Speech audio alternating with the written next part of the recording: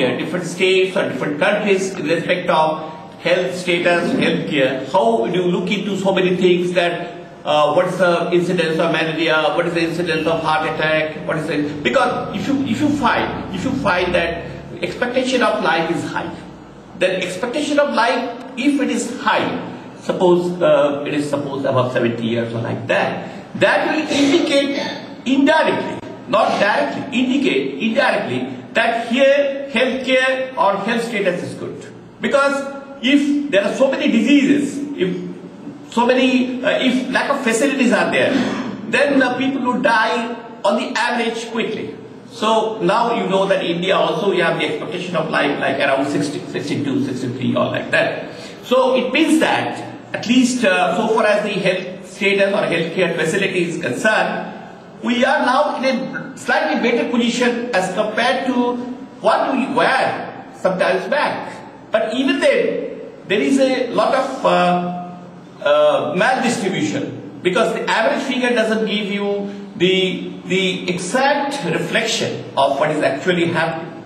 So, but even then, if you want to have some picture which captures these kind of things in a very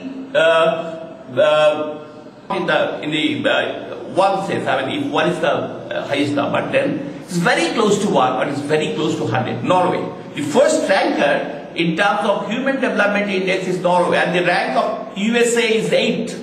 Sometimes we feel that USA's performance is very good in so many, in all the aspects. That's not true. Per capita income is highest, no doubt. As far as the per capita income is concerned, USA is the highest now. And next to USA is the Sweden or like that. But Human Development Index, if you have the figure of Human Development Index, taking into account of so many things like this added literacy, then expectation of life, then infant mortality, then this thing, the per capita income, and some other things also, then India's rank is 132, like that. And China is slightly above India. It is possibly, I will show you, it is 126 or like that. And Pakistan is 145, is still behind India. And Bangladesh is still behind. Nepal is far behind. I mean, Nepal will be very at the last page to be like that.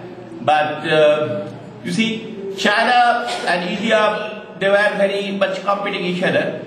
But now China is slightly higher. You know, the per capita income is much higher. But China has some other problems in terms of the expectation of life is also better. But I think infant mortality is also high. But as far as adult literacy or the enrollment of kids in the schools is not, but the performance in respect of that is not much good. I mean, India's performance is better in that respect. But it is quite likely that you take enough of calorie from the cereal items like rice, etc. But as we have excluded in this picture the rice and the wheat, so you find that significantly large share is captured by this what is this? Oils and fats. Okay. So if you look into the other states like Kerala, you can have a picture how does it stand. I mean, how West Bengal 80.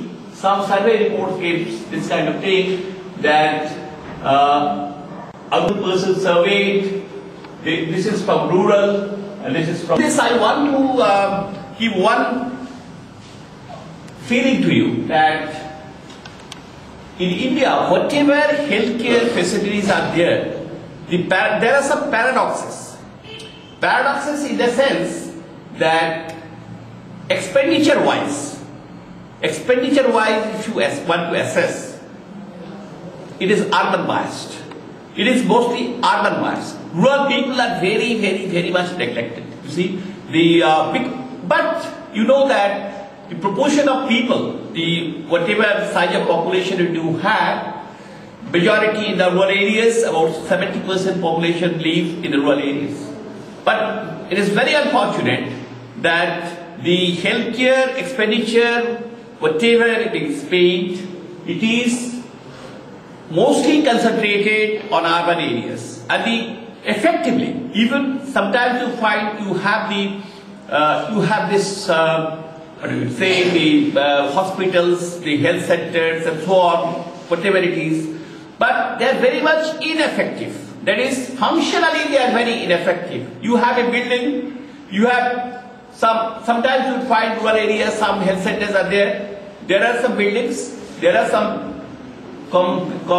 very small number of people working, but some machines, they are either not working or obsolete, that kind of thing. So 2 beds for a size of population in urban area, then you find 1 bed in rural area. I wanted to speak on certain other things like global warming, etc. If it is possible, I will take up after the lunch. Okay, let me stop here. Thank you very much.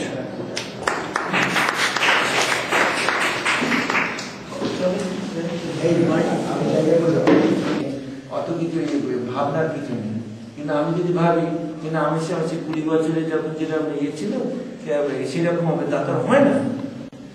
সেটুকুনি মানতে হবে, কিন্তু no your body, knowledge is the best medicine. সেখানে education is very important. তারপর যে prevention, যে কোনো জিনিসকে যদি প্রিভেন্ট করা যায় তো তাহলে অনেক কম পয়সায় হয়ে যায়, তাই না?